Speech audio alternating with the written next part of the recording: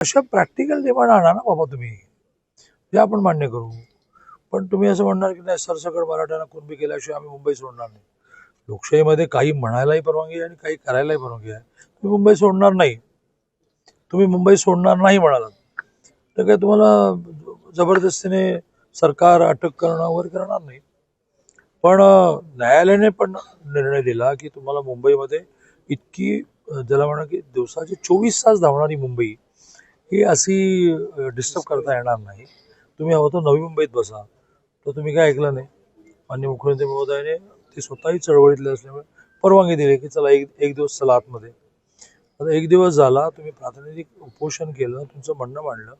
आता मात्र तुम्ही याच्यामध्ये व्यावहारिक मागण्यांवर बोलून बाकीचं सगळं संपवावं लागेल. मी कालही म्हटलं की मुंबईतल्या सर्वसामान्य माणसाचा काय दोष, मी मुंबईकर आहे. दोन्ही आई वडील माझे बिलकाम करते. माझी बहीण त्या विटीला सेंट जोसेफ नर्स होती, काल रिटायर झाली.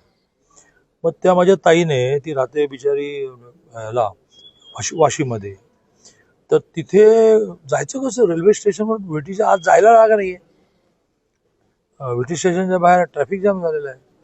सर्वसामान्य मुंबईकराचा काय दोष आहे, त्याला तुम्ही का अडचणी आणताय. तर मला मान्य आहे मनोज जरांगेने अपील केलं की बा मुंबईकरांना त्रास देऊ नका, मुंबईकरांना अडचण निर्माण करू नका. कोण ऐकताय? इतक्या मोठ्या संख्येने लोक आले, कोण ऐकताय? अशा आंदोलनाचा एक मोठा प्रॉब्लेम हा असतो की उद्या समजा मान्य झाली एखादी गोष्ट मोठी आणि मनोज जरांगेने ठरवलं की आता आपण चला बॅक टू पॅव्हलियन घरी जाऊ, तर लोक ऐकतील की नाही शंकाच आहे. कारण प्रत्येकाला त्याच्या अँगलने मान्य होणं हवं असतं.